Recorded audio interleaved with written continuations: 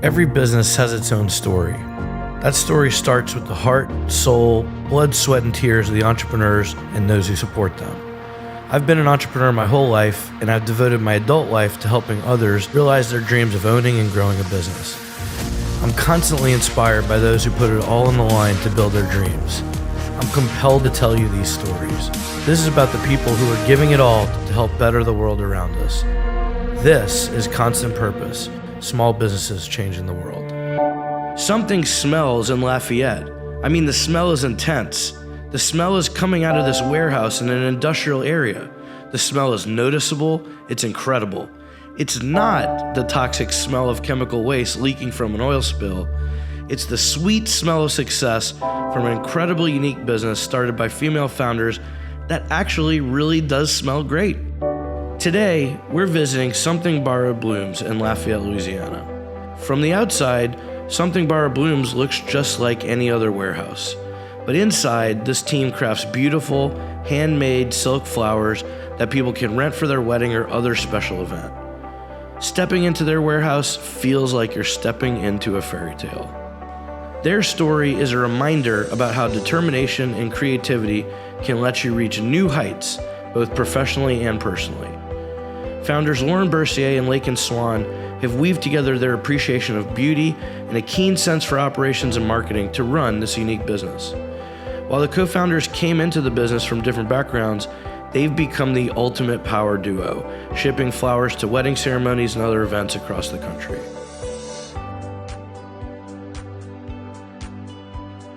Lauren, thank you so much for sitting with me today and showing me around. I've been wanting to do this in more in depth for years. I feel like whenever we're doing anything together, it's pretty much all business. There's always something going on, whether it's raising money or, doing new things for employees, a new warehouse. It's nice to just be able to sit down with you one-on-one and just kind of ask you about how all this began, because the truth is, I think for as long as we've been working together, I don't really know the full origin story.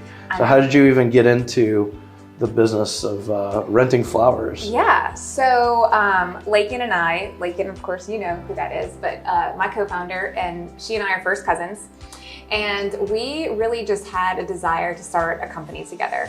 I think we just both had, this want of kind of controlling our destiny and kind of just reconfiguring what our future paths looked like.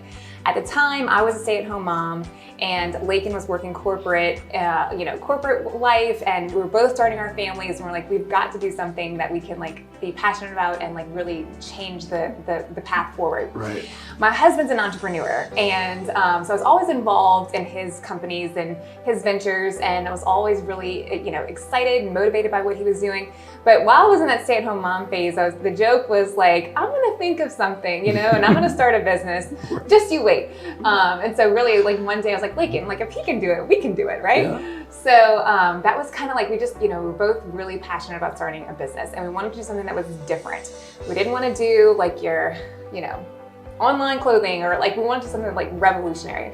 And at the time, Rent the Runway was really gaining popularity, and we just thought the concept was so genius how, you could rent these high-priced clothing for a fraction of the cost, use it for the weekend, and then send it back. And so that was kind of the initial concept. And then we were how can we apply this to a different industry? Mm-hmm. And we were also in that season of life where, we're going to weddings every other weekend. We're seeing our friends and family trying to save money in the wedding budget, and a lot of times that ended up falling on florals. And it just wasn't ever a really good result. And so that's when those two ideas kind of collided. And Laken was like, what if we rent wedding flowers? And it took me a minute. I kind of had thought through it, because at first my reaction was I don't know, craft store, Hobby Lobby flowers. I couldn't get on board with that. But once we started researching and saw that there's so much just amazing high quality silk florals that we could offer the customer, not only a cost savings, but really a better experience overall.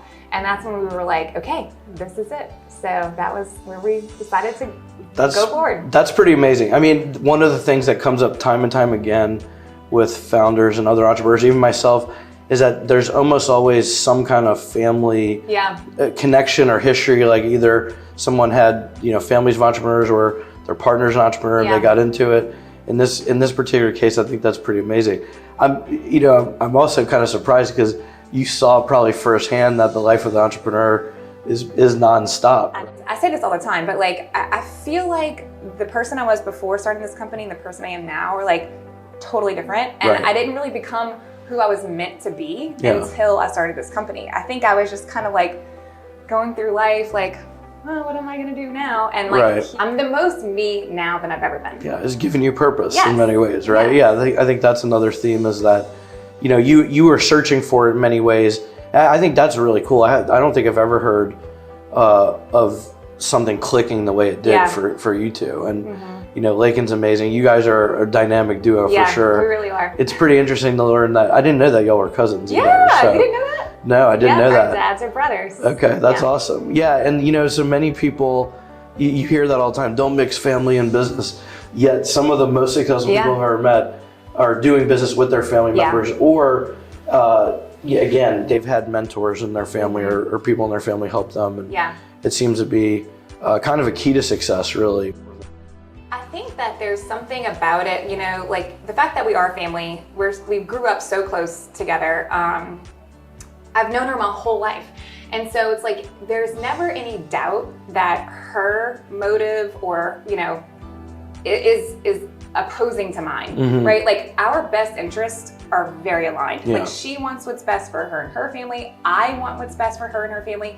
So like, there's this innate trust there that you're not having to like worry about like, ooh, what if this could go sideways? Like, because it's just not gonna happen. Like there's so much love and trust and history that like, you can count on that person undoubtedly. Yeah, it's the foundation for all this stuff. I mean, that everybody I work with pretty much knows that's the foundation. Without that, there's no way to not misjudge people's motives, like you said, or wonder if they're trying to get one over on you. And I think, people that approach some of these business relationships with that mentality, it becomes a self-fulfilling prophecy. Yeah. It's almost like they see problems where none exist, and then other people get on guard. It's kind of a spiral, and that's something that is a credit to you guys. Like your board meetings are actually really fun and productive. They're about the business. They're about what the growth is. They're not really about who's the big voice in the room trying to be given the credit for something or whatever, which is hard to do. Yeah. For Lauren and Laken, living a purpose-driven life was non-negotiable. Something Bar Blooms brings a dedication and attention to detail that's immediately noticeable in everything they do. The finesse and attention to detail is reflected in the workspace, in the warehouse, and in the very products themselves. So one of the first things that always strikes me, and the biggest surprise ever, was when I walked in and you smell like real flowers. It smells like real flowers in here. Yeah. So is that... You want the secret? Yeah, what's the secret? So we pack the flowers with a floral scented paper, so you can smell it. Really? So, it smells like gardenia. Oh yeah, amazing. So this lays on top of the flowers and they go in the boxes, and this isn't like an option. So we know that some customers use us specifically because they have allergies or scent aversions, so they will skip this. And for those who want the full experience, they opt in, and then their orders get packed with a floral scented paper. Okay, yeah, that's interesting, because I think a lot of people just assume there's no scent whatsoever, but it smells incredible. It smells like fresh flowers. Yeah, I know. We get that feedback a lot. Like our customers say, the box gets delivered, they open it up, it's all the beautiful blooms, it smells like real flowers, and it just creates this really fun moment. Like we've had people say, my mom and I were crying when we opened the box of flowers. Like it really kicks off that wedding weekend too, So it's like, ooh, it's real. Things are happening. So that's very cool. And then what's this area back here? This looks like a sorting or kind of arrangement. Yep. So these are what we call our small things. This is the small things area. And these are all boutonnieres, corsages, and they're sorted by collection. When we implemented the WMS system last summer, we finally were able to serialize and barcode all of our products. Now, while these tiny things don't have barcodes on them, the locations are there. So that way, when our packing team is ready to start picking for orders, they know exactly where to come and where to find each individual product. So this is boutonnieres. we have corsages, we have dog collars. Oh, wow. Hair pieces. Very cool. All the fun So things. fully coordinated. Oh yeah. If you want your furry friend in on your day, we got them covered. That is awesome. Yeah. So you mentioned a WMS, and that means warehouse management system. Yes. For, there's a lot of e-commerce companies that try to outsource all of this stuff. Yeah. And I've seen some disasters happen that I've had to help companies fix. And then you guys are managing this fully on your own. There's different routes. People could totally outsource it. They can work with a company that really tailors stuff to them, or they can do it on their own. Why did y'all do it on your own? Well, I think that makes sense to outsource it, like, a 3PL with a traditional e-com model. But because we have a rental model and there's so much production and hands-on artistry that goes into our products, I don't see how that could ever work. Once our products go out the door and they come back in the door, our production team is going through quality control, they're replacing SIMs, and they're really getting those products back into quality before they go out again. So with that in mind, I don't see how we could ever outsource that. We'd have to have a full production floral design department that can handle that, which is what we have on this side of the building. And did you guys, I'm sure that was a learning experience, right? I mean, that was always the model. We knew that was going to have to be part of it. Was that returns and revamps are just as important as new production. In fact, getting those returns and revamps done quickly has been our most recent focus. So now we've achieved getting returns through the return process within 24 hours. Now the next phase is to get revamp done within 24 hours, so return means it's coming back from the customer, it's in the box, the packing team is tasked with unpacking, sorting, checking those items in. Once they're checked in, they go to the revamp section where the production team has to go and get those items and do a quality check before they can go back into inventory. But did somebody teach you all how to do this, or you had to figure it out? Just figure it out. Awesome. Our motto, can I curse? Our motto when we first started, every day, I felt like I was just saying, just figure things out every day.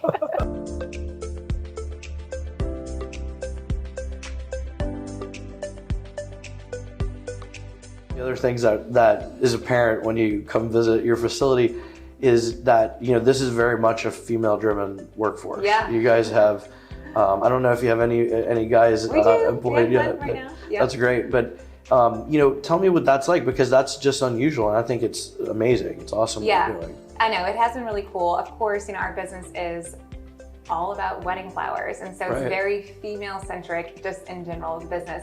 But most of our team is made up of all women. Right now, we're a little over 40 people on the team, and we have one amazing male employee, but everybody else are females. Yeah. And it's been really fun to grow. I think that, especially with movements recently about really empowering females, especially in venture-backed companies. I think that I've been really trying to give a voice to that more, not only as a female-backed company, but also one that's operating here in Louisiana. Yeah. I think the stat is less than 3% of all female, of all VC dollars go to female founders.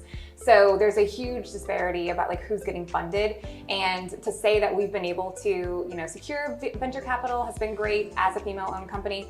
And it's really interesting because, of course, it's again, female-focused business. We have a lot of female-owned staff. We're marketing to females, and then we're raising money from mostly men, right? Yeah. And so it's trying to get that group to understand the company and understand the benefit. But I think the difference in the reason we've been so successful is because it's pretty clear. You can easily identify what the problem is, that wedding flowers are expensive. Easily identify the solution. We can rent them for 70% less than a traditional florist, and then easily prove out the business model of why this is a profitable and successful company. So because of those reasons, it hasn't been that hard to convince investors, but it's interesting to kind of see how a company of our size and with all girls running it can really achieve some super cool things. And I think one of our goals as a group is to inspire other women who are thinking of starting businesses or looking for creative outlets, and just kind of show that if you can see it, you can be it, right? And so I've been trying to show what you can be. I think that's awesome, and I think it is such a cool contrast. When I drove up today, I was smiling because I'm passing all these industrial warehouses with with pipes and construction gear and, you know, a lot of jacked up trucks. And then you come to something bar blooms and it's impeccably decorated in the front, and then you walk in and it smells wonderful, and there's, you know, I told you before, but this is, you have the best decorated office of anybody that I know at the moment. But yeah, I think, you know, that's an incredible thing. What do you think needs to happen to encourage more women to take the step? I think it's very cool I think it's also notable that, you know, in the middle of all the things you have to do to raise children and do that kind of thing, you're like, I need more to do. I want the next thing. Like, I know, right? That just says something about your drive, I think. Yeah. But what do you think? What do you say as someone who, you know, made that transition and grew it into something pretty incredible? What's your advice? Honestly, I think that if you have a desire, if you have a feeling that there's more out there for you, there probably is. Don't suppress that, you know, innate feeling or desire if it's there. I think, you know, you'll never regret going for something, even if it doesn't work out how you thought it might. You'll never regret at least trying, you know? And I think that was kind of like always in the back of my head, like, I've got to at least give this a try. And then once we did and we started seeing traction at that point, like for me, like, I know everybody says this, but like failure is just not an option for me at this point. Like we will do anything and everything to make sure that this is a success, you know? And I think now that, you know, you've gotten to this, you get to these different stages, and then it's like, it becomes this whole machine, you know, on its own. And then it's like, okay, how can I make this better? How can I, you know? So I don't know, I kind of spiraled there, but I guess like really for anybody any woman or any person really, because, you know, I'm raising 2 boys, and so I'm always trying to balance that. Like, women are amazing, they can do all these incredible things, but like I have 2 sons, and like they're amazing too. So I try to show them like what's out there and what options they might have. And sometimes, you know, kind of going back to that, like, if you can see it, you can be it. Like, I feel like growing up, I didn't see a whole lot of like women business owners or women in like this kind of role. You know, I think it was the path forward was more like go to college, become a nurse or a teacher or whatever, get a job and like, you know, live your life, which was fine. But it really did take like my husband like kind of showing me that there's a whole nother, you know, path forward out there. And I think that that's been really important to me. I've done a lot of like volunteer work with Junior Achievement, like teaching our youth about entrepreneurship and, you know, how they can make a life for themselves out of like ideas that they're really passionate about.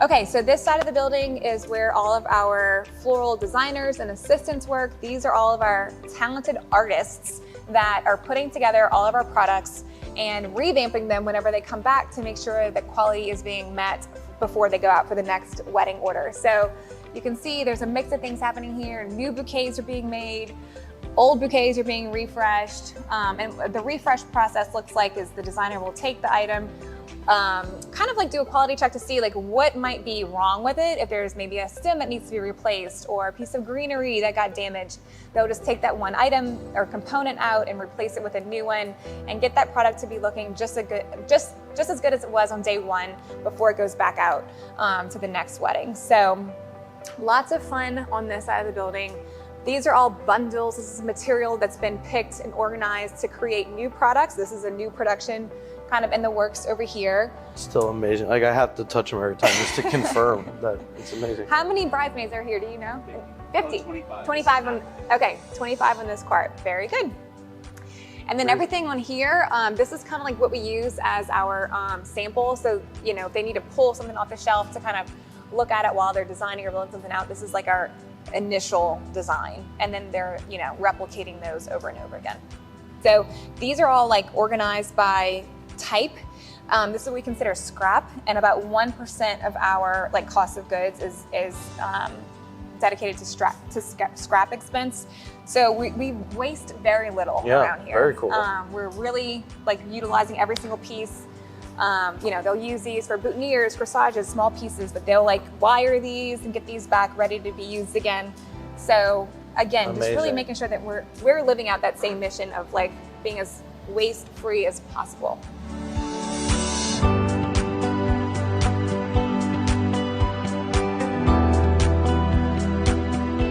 And I got to bring up this big blue thing Oh here. my God, yeah. Because most people don't know what that is. But again, having worked with enough products companies now, this is kind of a key thing for a warehouse that's busy. What is this? Tell people what this thing does and what it is and why you need it. Look. Because otherwise your life is miserable. Miserable, okay? I was so excited when we installed this baler, which is not glamorous at all. Right. But I mean, we were going through so many boxes. Of course, all the boxes we ship out come back to us. Our team was spending so much time cutting down and breaking down boxes and then carrying them to the dumpster that finally Barton actually one day was like, you need a baler. Why do you have a baler? I was like, what's a baler? Thank you, Barton. Yeah. So anyway, we installed this baler. It's been a huge game changer. You can throw boxes in here fully built. You don't even have to break them down. Yeah. And then of course it smashes them down. And then not only that, we can live out our mission of sustainability because they get recycled. That's right. So the bales get made, they go out, and then a recycling You actually get money back yeah, for them, right? Exactly. In a lot of cases, yeah. Yep, they pay So it us saves for you money, doing it lets you recycle, makes your team's life not miserable for cutting down. Because that is a real thing. I mean, we used to have stacks. Like they'd try to like step on it. Like it was a whole thing. It was a whole thing of just like cardboard everywhere. Yeah. And now, you know, this makes our lives a lot easier. That's cool. So. Yeah, I'm sorry that I pointed out the least glamorous thing in the No, guys. look. But I people need to cried know. when I was like so thankful for that baler. You don't even understand. Yeah. Early on, we started the company out of the man cave at my house, which is really the bonus room, which is a huge joke because like it never was the man cave. It was like the flower room, and then the kids took over. Yeah. So anyway, it was like upstairs at my house. I mean, at one point people part-time help that was like coming to my house, going upstairs, making flowers. We'd ship stuff out of my house. Yeah. It was a whole mess. And then we like eventually moved into a small location, and then here, and then expanded on here. Mm-hmm. So it's been like a whole like evolution of how things have played out. But I think what's important to remember, so I was telling you about, having to drive the van to FedEx and like just all the orders we're having to get out. That wasn't that long ago. That was like a few months ago. And I think that's kind of the key is that like, everybody's like, oh, you're growing so much, amazing. And it's like, yes, it's amazing. The growth has been phenomenal. But at the same time, like, growing pains are real, and growing pains can hurt sometimes, And so like, even when we're hitting like 80% year-over-year growth, and like we have 40 people on staff, and so you would think that I'm like, oh, I'm in my office like doing whatever I'm doing. Like, like during peak season last year, we were like to the point where, we're shipping so much, and we were still struggling with like our warehouse management system and the timing of pickups and all these things. And so like I was having, for 3 weeks straight, I was having to drive a Penske van to FedEx every single night to drop off, packages. And so, but that's the kind of thing that there would be moments where I was like so defeated, like we'd go home and just cry because I felt like it was never gonna improve. But also there was also moments in that same time, and I remember like I'd come home and I'd tell my husband, like, even though I am exhausted with working like 14-hour days, I'd be like, am I crazy? That like part of me actually like really likes this. Like one day I'm gonna look back on that and be like, remember that time when like we were crazy for that month and I was going to FedEx every night? Like those are the kind of things as an entrepreneur, like even though it's hard and it's grueling and you're exhausted, like there's also part of it that like is really motivating. And it's like those moments you're like, I'm gonna remember this, and it's gonna be one of those like, we did it, we overcame it, and look at us now. I had a fantastic time today at Something Borrowed Blooms. Although I've worked with the company for years, this was the most time I've spent with them about the daily operations and what drove them to start this unique business.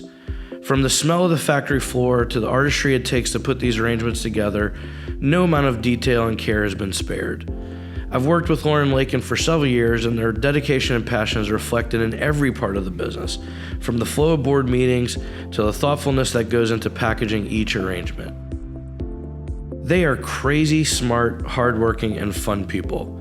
They're confident in their choices, but they always seek to improve and incorporate other perspectives. This makes them unbelievably talented executives. Their space is truly unique, and the impact that Something Borrowed Blooms makes for people on one of the most important days of their lives is unparalleled. But at the center of it all is a thoughtful and creative team who are making a big impact in Southwest Louisiana and beyond. it's another story about surprisingly beautiful things popping their head up out of areas formerly known for other industries.